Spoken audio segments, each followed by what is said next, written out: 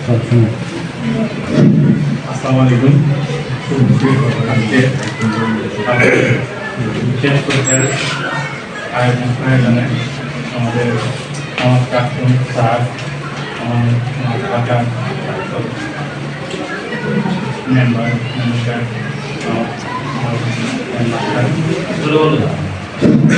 আমার হেডমাস্টার, আমরা আজকে এটা আয়োজন এর আগে হয় নাই, এবারে প্রথম করা হচ্ছে যেন যেগুলো আমাদের ভুল ছিল সেগুলো যেন আমরা সংশোধন করে নিতে পারি।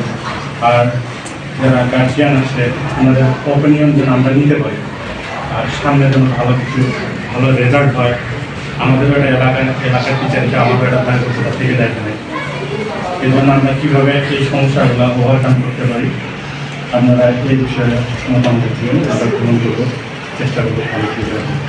এই সুন্দর করতে বললে আমার